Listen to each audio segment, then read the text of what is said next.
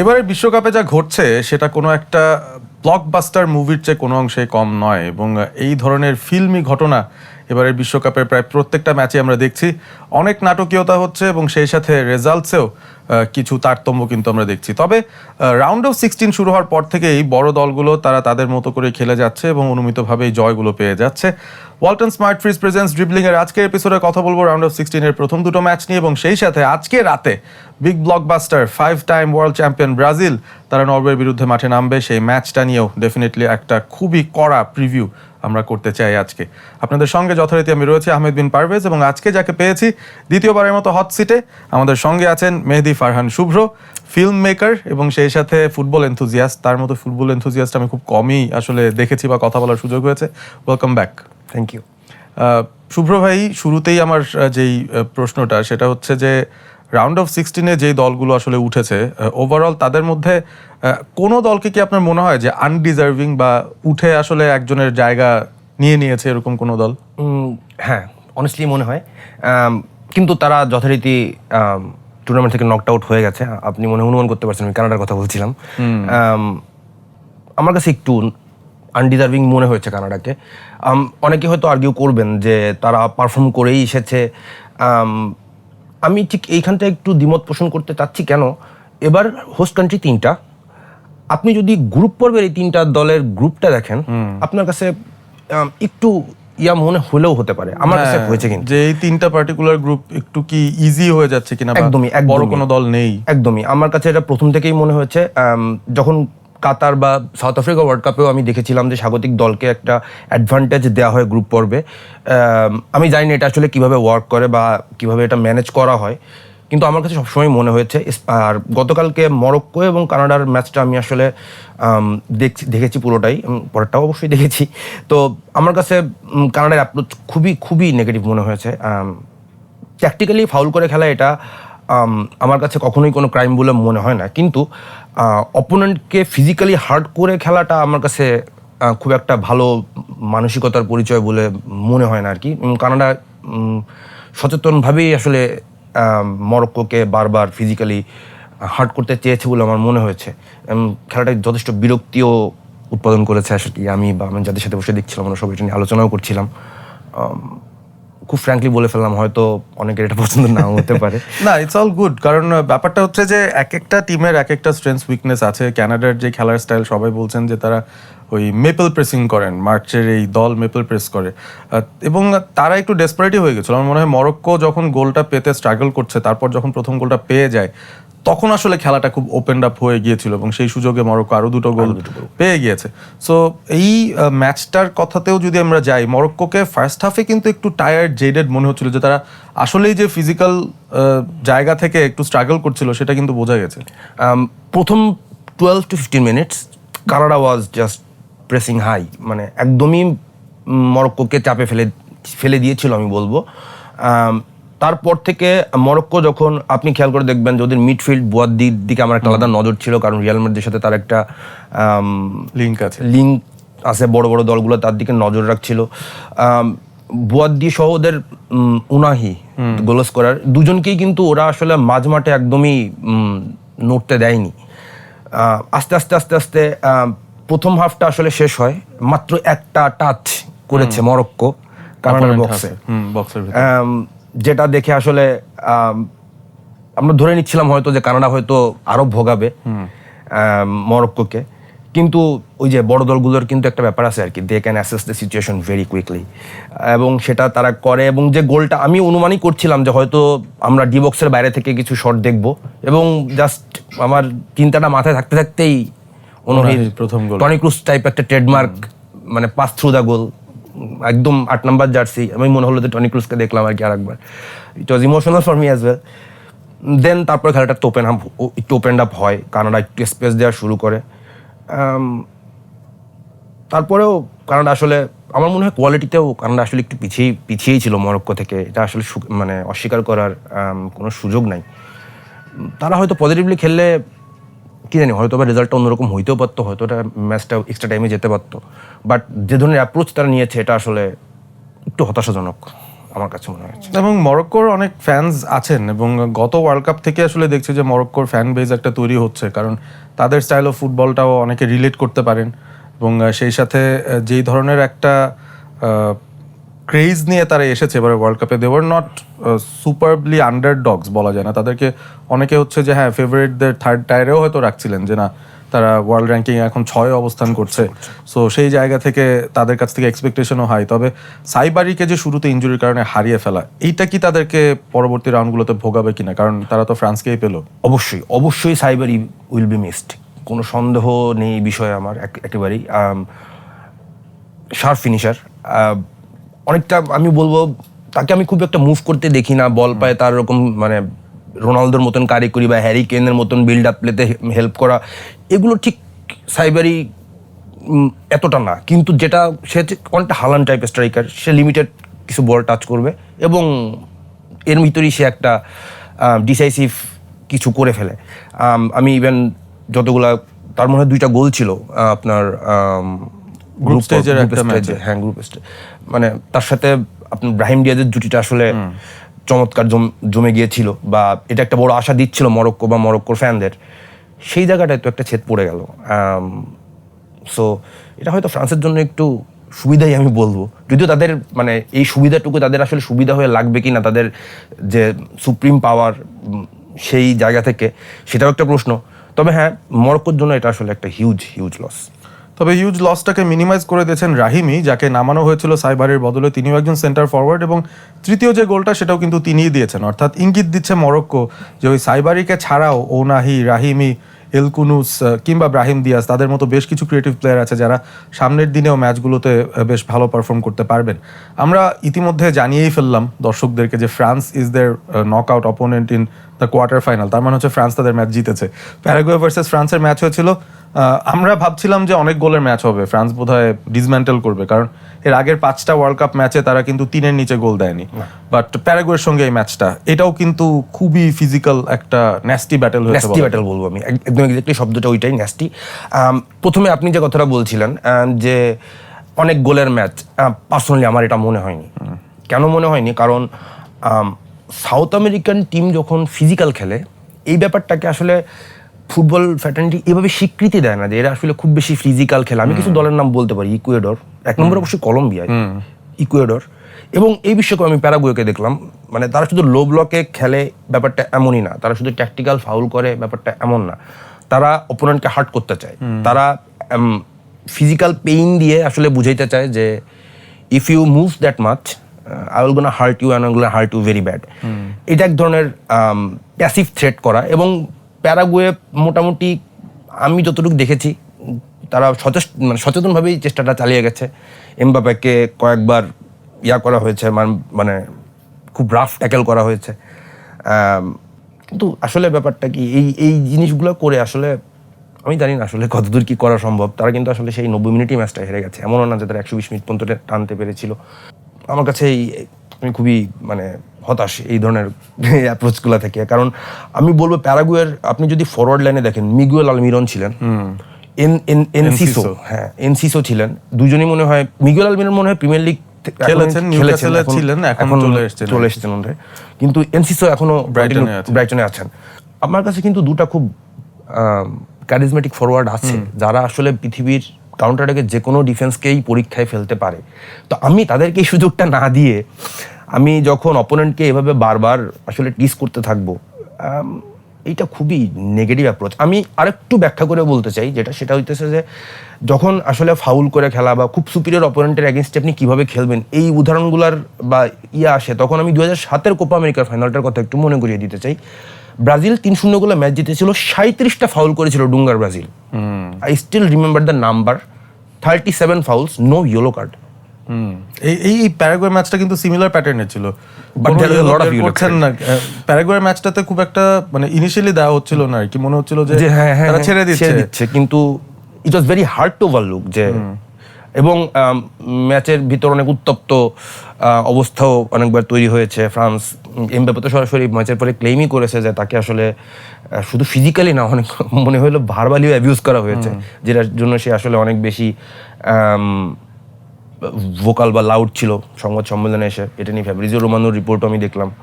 আমার কাছে মনে হয়েছিল যে প্যারাগুয়ের কিন্তু আসলে ওই যোগ্যতাটা ছিল যে মানে ফুটবল খেলেই fight ফ্রান্সকে ভালো রকমের ঝামেলায় ফেলার। আমি কেন এই কথা বলছি, আপনি বিগত 4 বা 5টা ম্যাচ ফ্রান্সের দেখেছেন, তারা খুবই ফ্লুইড অ্যাটাকিং খেলেছে।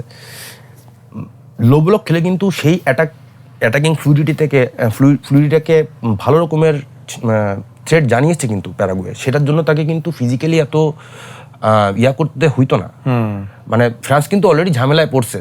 Length of the highlights even was very low. হ্যাঁ, মানে যেটা 13-14 মিনিট পর্যন্ত যায় টি স্পোর্টসের, সেটা আমি দেখলাম যে সারপ্রাইজিংলি লেস দ্যান 10 বা 10-এর পরে সামান্য একটু বেশি। তেমন কিছু আসলে ঘটেনি পজিটিভ দেখানোর না। মতো। এবং হচ্ছে যে সেন্টার দিয়েও যে ফ্রান্স খুব বেশি অ্যাটাক করতে পেরেছে এমনও না।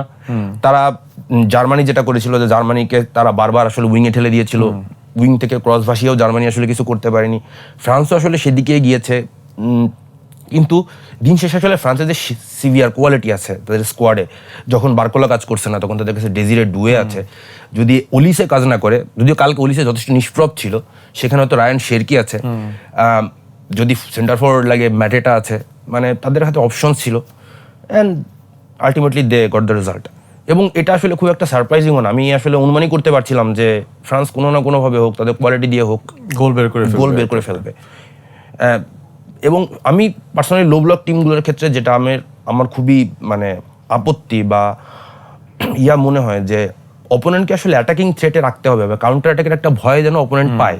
আমি যখন লো ব্লক খেলছি, জাপানের যে কথাটা আমি বলতে চাইছিলাম, যে তারা এমনভাবেই লো ব্লক করছিল যে 4-5-1, ওই যে সামনের কিন্তু খুবই গুরুত্বপূর্ণ, কারণ ওই একজনকে নিয়ে আসলে 2 থেকে 3 জন প্লেয়ার মাথা ঘামাবে অপোনেন্টের। তো যখন আমি ওই এককেও নিচে নামিয়ে নিয়ে আসবো, তখন কিন্তু অপোনেন্ট আপনার ঘাড়ের পর উঠে আসবে, একদম গলা পর্যন্ত চলে আসবে, আপনি কিছুই করতে পারবেন না। এবং আলটিমেটলি আপনার গোল খাওয়া তখন আসলে সময়ের ব্যাপার হয়ে যায়। তখন আপনি 11 জন কেন, বেঞ্চের থেকে আরো 2 জন নামালেও আসলে ওই অ্যাটাকগুলো থামানো যায় না, আমি বলবো আর কি। না, এবং এটা খুব ইন্টারেস্টিং একটা ব্যাপার যে ফ্রান্সকে বিভিন্ন টাইপের ফুটবল এর এগেনস্টে খেলে খেলে আসতে হচ্ছে। তাদের নেক্সট যেই ব্যাটলটা, যে ফ্রান্স মরক্কো, সেটা নিয়ে আসলে অল্প একটু কথা না বললেই নয়। কতটা ইন্টারেস্টিং হতে পারে এই ব্যাটলটা? আমি রীতিমতো মুখিয়ে আছি। 2টা দলই আসলে ট্যাকটিক্যালি খুবই সাউন্ড।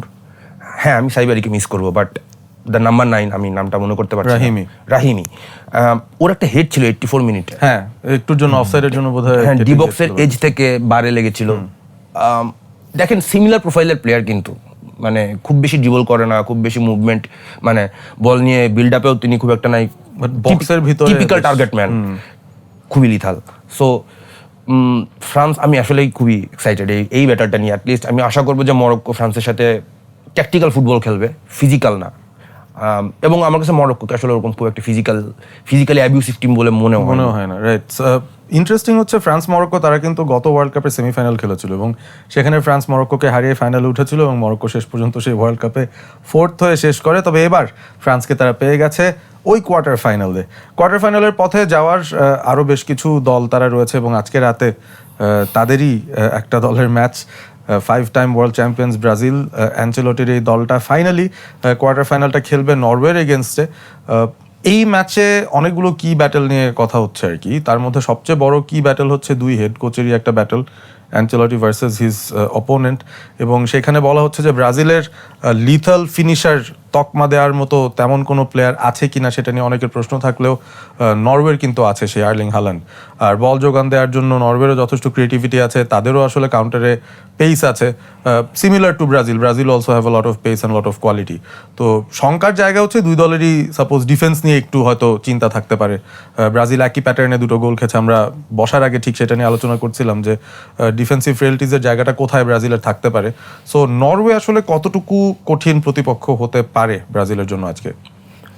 অবশ্যই এই বিশ্বকাপে সবচেয়ে কঠিন প্রতিপক্ষ এই মুহূর্তে আমার কাছে মনে হয়েছে নরওয়ে। এর থেকে বেশি আসলে কি, মানে নরওয়েকে নতুন করে পরিচয় করিয়ে দেওয়ার কিছু নাই। কেন বলছি এ কথাটা, তাদের ফরওয়ার্ডের যে 4 জন, হাল্যান্ড, ওডেগার্ড, নুসা এবং সরলত, তারা আসলে খুবই পরিচিত মুখ ইউরোপিয়ান ফুটবলে। আমি যদি বলি নুসা একটু হয়তো তুলনামূলক লাইপজিগে খেলেন একটু কম, বাট বাকি যে 3 জন খুবই প্রমিনেন্ট। সরলত অ্যাথলেটিকো মাদ্রিদে রেগুলার স্টার্টার বলবো না, মানে একটা সুপার সাবের মতো একটা রোল হ্যাঁ মানে প্রায় প্রত্যেক ম্যাচেই উনি মিনিট পান। হালান্ড এবং ওডেগার্ড মানে বিশ্বসেরাদের কাতারে পড়ে আছে নিঃসন্দেহে। আর নরওয়ের টিমটা নিয়ে যদি বলতে হয় সেক্ষেত্রে হচ্ছে যে আপনি উপর থেকে যত নিচের দিকে আসবেন আমার কাছে মনে হয় তারা আরো বেশি একটু এক্সপোজ হতে আসে আর কি। প্রথম 4 জনের পরের যে 2 জন তাদের ডাবল পিভট মিডফিল্ড, 2 জন বার্গ এবং বার্গে, আমি উচ্চারণটা আমি এক্স্যাক্টলি জানি না যে নরওয়েজিয়ান আসলে এটা কিভাবে প্রোনাউন্স করে। এই 2 জন এবং তার নিচে যে 2 জন সেন্টার হাফ তাদের খুবই শক্তিশালী, ফিজিক্যালি স্ট্রং এবং হাইট খুব বেশি। আপনি যখন নিচের দিকে আসবেন আমি তত তাদের একটু আমার কাছে মনে হয় যে তারা বল প্লেইং অ্যাবিলিটির দিক থেকে তারা একটু মনে হয় পিছিয়ে আছে। কেন এই কথাটা বলছি, আইভরি কোস্টের সাথে তাদের যে রাউন্ড অফ 32 ম্যাচটা অনেকেই আমি মানে অনেকেই বলবো না, একদম প্রায় সবাইকেই বলবো যে তারা আসলে সবাই খুব আইভরি কোস্টের খুব প্রশংসা করেছিল যে তারা আসলে খুবই ভালো ফুটবল খেলেছে। হ্যাঁ, তারা অনেক ভালো ফুটবল খেলছে, এই বিষয়ে আমার কোনো সন্দেহ নাই, কিন্তু আমার যে জায়গাটা আপত্তি আছে সেটা হচ্ছে যে ওদের খুব ভালো ফুটবলের মধ্যেও খুব বেসিক কিছু ভুল আছে এবং সেই ভুলগুলোর সংখ্যায় অনেক ছোট ছোট ভুল। একটা পাস 5 সেন্টিমিটার পিছনে গেছে, একটা পাস একটু জোর হয়ে গেছে, এরকম ছোটখাটো কিছু ভুল ছিল যে জিনিসগুলো আসলে হয়তো আমি ব্রাজিলের কাছ থেকে ওইভাবে দেখবো না। আপনার যদি জাপানের সাথে ব্রাজিলের ফার্স্ট হাফের খেলাটার কথা মনে থেকে থাকে, খুবই কম্প্যাক্ট লো ডিফেন্সে চলে যায় জাপান 29 মিনিটে গোলটা করার পর। ওই 15 মিনিটে ব্রাজিল সেন্টার থেকে আক্রমণ করার জন্য যে ধরনের ফ্লুইড পাসিং মানে আমি দেখেছি তাদের কাছ থেকে প্যাটার্ন তৈরি করেছিল, ট্রায়াঙ্গেল বা চতুর্ভুজ বা একটু লম্বা পাস দিয়ে সেখান থেকে একটু ফাঁকা জায়গা করে সেইখানে ট্রায়াঙ্গেল ক্রিয়েট করে চাপে ফেলা, এই জিনিসগুলো যদি নরওয়ের বক্সের সামনে ব্রাজিল করতে পারে তাহলে কিন্তু ব্রাজিলের একটা ভালো সম্ভাবনা আমি দেখতে পাই, অন্তত স্কোর করার ক্ষেত্রে। আর যেটা নরওয়ের সাথে এর আগের প্রতিপক্ষ জাপানের যেটা বেসিক পার্থক্য সেটা হচ্ছে যে নরওয়ে কিন্তু লো ব্লকে যে খেলবে ব্রাজিলের এগেইনস্টে, তাদের ডিফেন্স এতটা অর্গানাইজড না যে তারা আসলে একটা লম্বা সময় ধরে লো ব্লকে খেলে কোনো দলকে আসলে স্কোরিং থেকে আটকাতে পারবে। স্পেশালি এমন একটা দল যেখানে কুনহার মতো ডাইনামিক ফরওয়ার্ড আছে, রায়ানের মতো প্রেসিং মনস্টার আছে এবং রায়ানের সাথে সাথে স্পিডও ভালো, আবার এই পাশে তো লেফট উইংয়ে তো ভিনিসিয়াস আছেই। সো আমার কাছে মনে হয় যে খেলাটা একটু ওপেন হবে, 2 দলই মানে নরওয়ে চাইবে তার অ্যাটাকিং স্ট্রেংথকে পুরোপুরি ইউটিলাইজ করতে, সেটা ব্রাজিলের জন্য আসলে একটু স্বস্তিদায়ক, কারণ তাকে আসলে অ্যাটলিস্ট লো ব্লকের চাপটা সামলাতে হবে না। So it will be open game to me. এবং তারপরেও আমার কাছে মনে হয় কিছু জায়গা থেকে আমি বলবো যে আমার কাছে নরওয়ে বেশ খানিকটা এগিয়ে, কারণ আমি সেই গত দিনের আলোচনার মানে সূত্র ধরেই বলবো, ক্যাসেমিরো ওয়াজ নট নিজ best, Danilo was very ordinary এবং তার একটা ভুল পাস ছিল। ড্যানিলোর মানে অপোনেন্ট হাফে ড্যানিলো যখন বল পায়, তাকে যখন পাস দেওয়া হয় তখন তাকে আমি সবসময় দেখি সে শঙ্কিত, যেটা আমি আবার নরওয়ের ডিফেন্ডারদের মধ্যেও দেখি, তারা যখন নিজেদের পায়ে বল থাকলেই তারা খুবই এক ধরনের শঙ্কা কাজ করে, চোখে মুখে ফুটে ওঠে। এই জিনিসগুলো এখনো আমি মানে ব্রাজিল ঠিক মানে করতে পারে নাই। তার কাছে ক্যাসিমিরোর কোনো রিপ্লেসমেন্ট নাই, ড্যানিয়েলের কোনো রিপ্লেসমেন্ট নাই। একটা জিনিস যেটা হচ্ছে পাকেটা ইনজুরিতে পড়েছে, এইটা আমি আগের ম্যাচেও খুব ক্রিটিক্যাল ছিলাম পাকেটার ব্যাপারে। পাকেটার ইনজুরি আমি বলবো যে এটা ব্রাজিলের জন্য একজন আশীর্বাদী হয়ে এসছে এই সেন্সে, কারণ অ্যাটাকিং থার্ডে আসলে খুব ফ্রুটফুল কোনো কিছু আমি পাকেটার থেকে পাইনি, নিউমেরিক্যাল অ্যাডভান্টেজটা দেওয়া ছাড়া, মানে সংখ্যাগত জায়গা থেকে একটা চাপ দেওয়া ছাড়া এর বাইরে কোনো একটা পাস, একটা গেম ওপেনিং প্লে বা কোনো একটা ভালো ক্রস, একটা ভালো প্লে মেকিং কোনো কিছু আমি আসলে পাকেটার কাছ থেকে বিগত 4 ম্যাচে পাইনি। তাহলে এই পাকেতার রিপ্লেসমেন্ট হিসাবে আজকে 11-এ ব্রাজিলের কার থাকার সম্ভাবনা দেখেন? কারণ এটা তো চেঞ্জ হবেই শিওর, যদি বাকি সব একইও থাকে এই পজিশনটাতে তো একটা চেঞ্জ আসছে। এইটা নিয়ে তো আসলে কে যে রিপ্লেস করবে এটা নিয়ে আসলে নানা সংবাদ মাধ্যমে নানা রকম মত আছে, বিভিন্ন জন বিভিন্ন কথা বলতেছে। এতক্ষণ পর্যন্ত গতকাল রাতের আগ পর্যন্ত যেটা আমার কাছে ছিল, আমার কাছে মনে হচ্ছিল যে ডানিলো সান্টোস, মিডফিল্ডার ডানিলো, ও আসতে যাচ্ছে এই জায়গাটায়, dynamic midfielder, box to box, অনেক এনার্জি। সেটা হইলে হয়তো আমি পার্সোনালি এটাও খুব একটা পছন্দ করবো, কারণ হচ্ছে যে ওপোনেন্টের কাছে ওডেগার্ড আছে, আমার ওডেগার্ডকে নিউট্রালাইজ করতে হবে, এবং অ্যাট দ্য সেম টাইম আমার হচ্ছে যে অবশ্যই ব্রুনো গিমারেসকে ফ্রি রোলে খেলাইতে হবে, কারণ he is the main supplier. So যদি আমার ব্রুনো গিমারেসকে যদি আমার ফ্রি রোলে খেলাইতে হয়, সেক্ষেত্রে আমার একটা এক্সট্রা মিডফিল্ডার লাগবে, যাকে আমি আসলে ওডেগার্ডের পাসিং লেন কাটার জন্য ব্যবহার করব। সো ক্যাসেমিরোর যে ফর্ম, সেই ফর্মে একা ক্যাসেমিরো ওডেগার্ডের জন্য যথেষ্ট আমার কাছে এই মুহূর্তে মনে হচ্ছে না। সো পার্সোনালি ড্যানিয়েল সান্টোসের ইনক্লুশন আমাকে স্বস্তি দিচ্ছে। কিন্তু গতকাল রাতে গ্লোবো স্পোর্টের একটা রিপোর্ট আমি দেখলাম যে আঞ্চলিক সম্ভবত মার্টিনেলিকে আসলে অ্যাটাকিং মিডফিল্ড রোলে সুযোগ দিতে পারেন বা সুযোগ দিতে যাচ্ছেন। এইটা নিয়েও মনে হয় আমরা গতবার একটু কথা বলেছিলাম যে মার্টিনেল্লি, আমি মনে হয় জাপানের ম্যাচের আগে আপনাকে বলেছিলাম যে মার্টিনেল্লিকে যখন নামানো হয় তখন মার্টিনেল্লি ওই রোলটা আসলে ফিট না।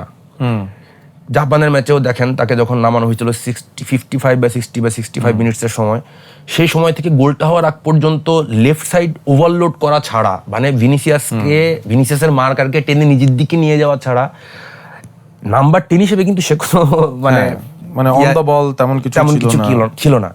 বাট জায়গা মতো সময় সে আসলে নিজের মার্কারটাকে ফ্রি করে একটা চান্স, টিপিক্যাল উইঙ্গার বা স্ট্রাইকার সুলভ বা ফিনিশিং দেওয়ার জন্য একটা সুযোগ সে তৈরি করে ডিসাইসিভ গোলটা করে ফেলে।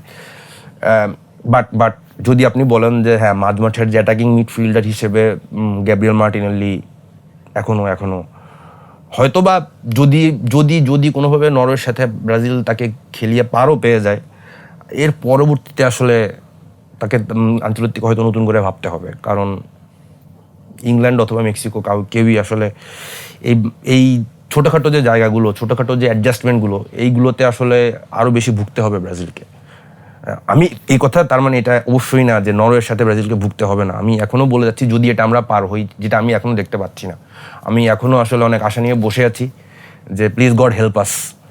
এবং ব্রাজিল সাপোর্ট করে আসলে মানে রিসেন্ট কবে বিশ্বকাপে আসলে ঈশ্বরের কাছে সাহায্য চাইতে হইতেছে, বা আমি যখন ছোটোবেলায় সাপোর্ট করা শুরু করেছিলাম তখন আসলে ঈশ্বরের কাছে ব্রাজিলের জন্য সাহায্য চাইতে হবে এমন দিন আসবে, এটা মনে করলে হয়তো ব্রাজিল সাপোর্ট করতাম না। বাট আজকে সেই স্যাড রিয়েলিটির জায়গায় আমি দাঁড়িয়ে আছি, যেখানে আসলে আমার মাঝে মাঝেই মনে হয় যে মায়ের দোয়া টিম আর কি। আমরা হালান্ডকে নিয়ে একটু কথা বলতে চাই, কারণ এই থ্রেট নিয়ে তো আমরা আলোচনা করেইছি যে নরওয়ে কতটা থ্রেটেনিং হতে পারে অ্যাটাকিং জায়গা থেকে। নরওয়েরও যদি গোল করার প্যাটার্ন আমরা দেখি, সেখানেও কিন্তু দুইবার তারা প্রেস করে কিপারের কাছ থেকে ভুল পাস কিংবা ওই ফার্স্ট সেন্টার ব্যাকের কাছ থেকে ভুল পাস আদায় করে তারপরে কিন্তু গোল দিয়েছে। সো এইটার ব্যাপারেও কি ব্রাজিলের ডিফেন্ডারদের সচেতন থাকতে হবে কিনা, তারা যদি পেছন থেকে বিল্ড করতে চায়? এইখানে গুরুত্বপূর্ণ যেটা ব্যাপার সেটা হচ্ছে যে হালান্ড হচ্ছে ফ্রান্সের ম্যাচটা খেলছিল, গ্রুপ পর্বে তাকে রেস্ট দেওয়া হয়েছিল। সো এখন পর্যন্ত হালান্ড এই টুর্নামেন্টে খুব তারকা ডিফেন্ডারের সামনে পড়ে নাই। এবং গ্যাব্রিয়েল আমার কাছে মনে হয় 1-to-1 বা ম্যান মার্কিং এ one of the best guy. হালান্ডের সাথে তো আলাদা একটা তাদের একটা দ্বৈরথ আছে, যেটা আসলে প্রিমিয়ার লিগের একটা এস্টাবলিশড দ্বৈরথ আর কি, ডুয়েল। তো সেখানে আমি বলবো যে অনেক ক্ষেত্রেই গার্দিওলার ফ্রি ফ্লুইড অ্যাটাকিং সিস্টেমের এগেইনস্টেও আসলে গ্যাব্রিয়েল কিন্তু হালান্ডকে সামলেছে, ভালোভাবেই সামলেছে। সো এইটা একটা ব্যাপার যে হালান্ডের জন্য আজকে কাজটা খুব একটা কঠিন হবে না, কিন্তু কাজটা ব্রাজিলের জন্য কঠিন হবে। কেন হবে? গত ম্যাচে মানে আইভরি কোস্টের সাথে ম্যাচে হালান্ড সর্বসাকুল্যে 90 মিনিটে বল টাচ করেছে 8 বার, তার মধ্যে একটা বল। এখন 8 বার টাচ করার মধ্যে যদি একটা স্ট্রাইকার যদি এর মধ্যেও গোল খুঁজে পায়, সেটা অবশ্যই মালদিনি বা ক্যানভারো থাকলেও তাদের জন্য সংখ্যার মানে বড় থ্রেট হিসেবে দেখতে হইতো। আরও একটা ব্যাপার আছে, যে ব্যাপারটা হইতেছে আমরা সোরলতকে আসলে আমরা রাইট সাইডে দেখি। এখন পর্যন্ত নরওয়ের খেলায় আমি দেখেছি যে রাইট সাইড থেকে সরলত যেহেতু খুব একটা মোবাইল প্লেয়ার না, হাইট অনেক বেশি, স্পিড অতটা বেশি, দৌড়াতে তিনি খুব একটা পছন্দ করেন না, পজিশন ধরে রাখতে চান, একটা ব্যাপার আছে। ওই জায়গাটাকে তাকে সাইড দেয় রায়ারসন, তাদের রাইট ব্যাক ওভারল্যাপ করে। তো যদি নরওয়ের হাতে যেটা কি টার্ম কার্ড, সেটা হচ্ছে যে আমার কাছে মনে হয় যে আমি আজকে হয়তো সরলতকে আরও বেশি বক্সে দেখবো, কারণ নরওয়ের হালান্ডকে নিয়ে অবশ্যই আঞ্চলত্তি আলাদা পরিকল্পনা থাকবে। এর মানে এই না সরলতকে নিয়ে পরিকল্পনা থাকবে না, কিন্তু আমার কাছে মনে হয় যে সরলতকে এবার আমরা হয়তো আরো একটু বেশি বক্সের কাছে সুযোগ তিনি হয়তো আজকে বেশি পেতে পারেন। তো এই জায়গাটায় আসলে অবশ্যই মার্কিনিউসকে আরও কড়া সজাগ থাকতে হবে। It will be interesting battle. রায়ারসনের কথা যেহেতু তুললেনি, একটা আপডেট জানিয়ে দিতে পারি দর্শকদেরকে যে রায়ারসনের ইনজুরি সংখ্যাটা নিয়ে এখনো পর্যন্ত কিন্তু পুরোপুরিভাবে ধোঁয়াশাটা কাটে নাই। নরওয়ে তারা জানিয়েছে যে তিনি ট্রেনিংয়ে ফিরছেন বা থাকতে পারেন স্কোয়াডে, তবে একেবারে নিশ্চিত না যে তিনি আসলে স্কোয়াডে থাকবেন কিনা। আর যদি স্কোয়াডে না থাকতে পারেন তাহলে আসলে সেই জায়গায় যিনি এর আগেও খেলছিলেন রাইট ব্যাকে পেডারসন, তাকেই হয়তো খেলানো হবে। বাট রায়ারসন তো আসলে এই দলটার one of the main ball suppliers.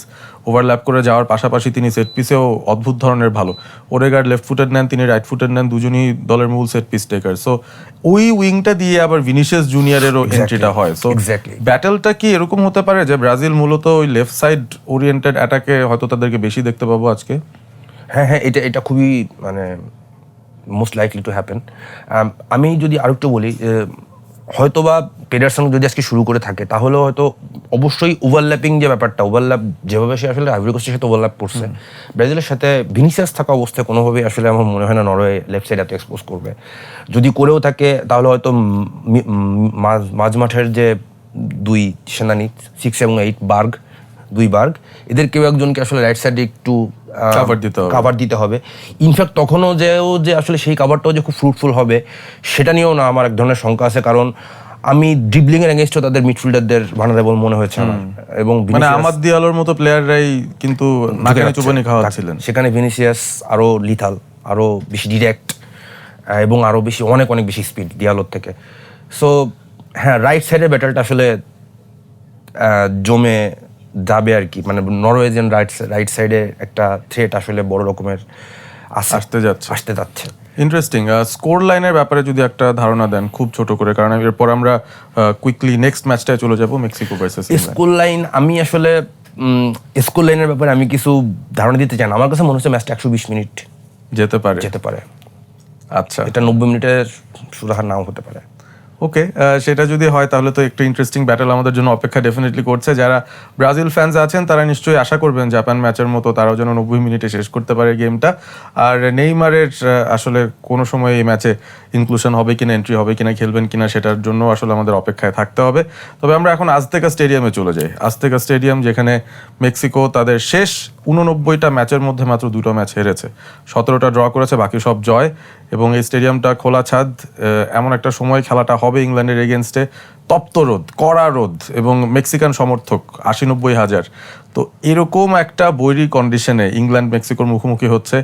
তারা বোধহয় শেষ এই আজতেকা স্টেডিয়ামে খেলেছিল আর্জেন্টিনার সঙ্গে সেই নকআউট ম্যাচটা, যেখানে একাধারে হ্যান্ড অফ গড এবং একাধারে গোল অফ দ্য সেঞ্চুরি দুটোই হয়েছিল ম্যারাডোনার কাছে ওই 1986 সালে। সো 40 বছর পর ইংল্যান্ড আবারও এসেছে আজতেকাতে এবং এবারে নকআউট স্টেজে তাদের প্রতিপক্ষ হচ্ছে হোস্ট মেক্সিকো। কতটা ইন্টারেস্টিং এই ম্যাচটা, আপনার কি মনে হয়? সব থেকে গুরুত্বপূর্ণ তথ্য হচ্ছে ম্যাচটা ভূপৃষ্ঠ থেকে 2240 মিটার উঁচুতে। Oxygen will be very low. আমি এই ম্যাচে ইংল্যান্ডের খুব একটা আশা দেখছি না। আমি অনেস্টলি বলবো, এর পিছনে এর মানে এইটা না যে তারা আসলে ট্যাকটিক্যালি উইক। তাদের স্কোয়াড সম্ভবত ফ্রান্সের পরে বেস্ট স্কোয়াড। এত ব্যালেন্সড স্কোয়াড নিয়ে মনে হয় স্পেনও আসে নাই। কিন্তু এসব কিছুর বাইরেও তাদের দুইটা জিনিস আমি বলবো, একটা হচ্ছে উচ্চতা এবং 2 নম্বর যেটা সেটা গুরুত্বপূর্ণ, তাদের নকআউটের হিস্টোরি। আপনি ইউরো এবং বিশ্বকাপ মিলে যদি তাদের নকআউট হিস্টোরি দেখেন, তাদের ট্রিমেন্ডাস রকমের কোলাপস করার টেন্ডেন্সি আছে। এবং এরকম একটা বৈরী পরিবেশ, প্রচণ্ড রোদ, দুপুরবেলা খেলা এবং 2240 মিটার উচ্চতা। আপনি হয়তো খেয়াল করে দেখবেন যে তারা ফিফার কাছ থেকে একটি বিশেষ বৈধ একটা ড্রাগ চেয়েছে ব্যবহার করার জন্য, আমি নাম বলতে চাই না।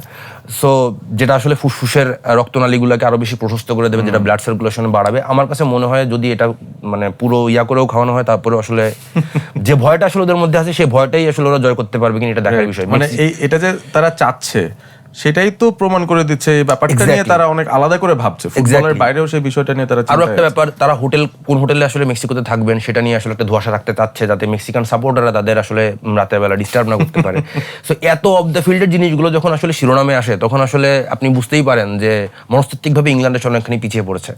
এবং যদি মানে ইংল্যান্ডের স্কোয়াডের দিকে তাকালে কিন্তু আবার মানে আমি ইংল্যান্ডের গত ম্যাচটা দেখেছি, রীতিমতো ভীতিকর। The way Harry can pressed and execute things, মানে পেছন থেকেও কিন্তু 2টো গোল দিয়ে তারা বেরিয়েছে এবং the quality of those goals এবং পুরোটাই হ্যারিকেন। এই ইংল্যান্ড টিমের দুর্বলতার কথা যদি বলি, জুড বেলিংহামকে ব্যবহার করতে পারছে না। জুড বেলিংহাম আমরা ইন্ডিভিজুয়াল কিছু ব্রিলিয়ান্স ছাড়া আমরা কিন্তু তাকে আসলে as a team player Jude বেলিংহামকে আমরা দেখি নাই। লেফট উইংয়ে আসলে অ্যান্থনি গর্ডন এবং মার্কাস রাশফোর্ডের মধ্যে এক ধরনের দুদুল্যমানত আমি দেখতে পাচ্ছি। টুকেল গর্ডনকে খেলাচ্ছেন ফার্স্ট হাফে, গর্ডনকে শুরু করালেন, গর্ডন যাচ্ছে না দিয়ে খেললেন, এরপরে রাশফোর্ডকে শুরু করলেন, রাশফোর্ড সুযোগ পেয়ে মিস করলেন, তারপর আবার গর্ডনকে তখন দুটো অ্যাসিস্ট করে ফেললেন। এগুলো আসলে এগুলো কিন্তু সলিউশন না। মানে ব্যাপারটা এমন না যে আমি গর্ডনের জায়গায় রাশফোর্ডকে খেলাম, সে ওয়েস্টফুল থাকলো, তারপরে আবার গর্ডন এসে দুটো অ্যাসিস্ট করে দিল, তাহলে আমি কাকে খেলাবো? রাইট সাইডে সাকা সুযোগ পাচ্ছেন না, এখানেও হচ্ছে যে আসলে মাদুয়েকে খেলানো হচ্ছে, কারণ মাদুয়েকে হচ্ছে আপনার ডিফেন্সিভলি অনেক রান মেক করে, অনেক বেশি সাপোর্ট দেয়। তো ইংল্যান্ড আসলে খুব বড় পরীক্ষার সম্মুখীন হতে যাচ্ছে। মেক্সিকোকেই তাহলে ফেভারিট ধরছে? আমি মেক্সিকোকে ফেভারিট দেখছি। ওয়েল, আমাদের সময় প্রায় শেষ, তবে ওই তো সময় শেষ হওয়ার আগে আরো কিছু তাক লাগানো অবজারভেশনস, ওপিনিয়ন্স কিন্তু পেলাম যে মেক্সিকো ইংল্যান্ড ম্যাচে মেক্সিকোই হয়তো এবার ফেভারিটস, এবং সেই সাথে আগের যে ম্যাচটা হবে ব্রাজিল ভার্সেস নরওয়ে, ব্রাজিলের জন্য মোটেও খুব সহজ হবে না, এক্সট্রা টাইমেও ম্যাচটা চলে যেতে পারে। অনেক ধন্যবাদ মেহেদী ফারহান শুভ্র আমাদের সঙ্গে আজকে জয়েন করার জন্য। Thanks for having me. দেখা হবে আপনাদের সঙ্গে আরো একবার আগামীকাল Walton smart fridge presents dribbling এর পরবর্তী এপিসোডে। সেই পর্যন্ত ভালো থাকবেন। রাত জেগে খেলা দেখলেও এখন তাহলে ঘুমিয়ে নিন, তারপর রাতটা জেগে খেলাটা দেখুন। আগামীকাল আবারও আপনাদের সঙ্গে কথা হবে।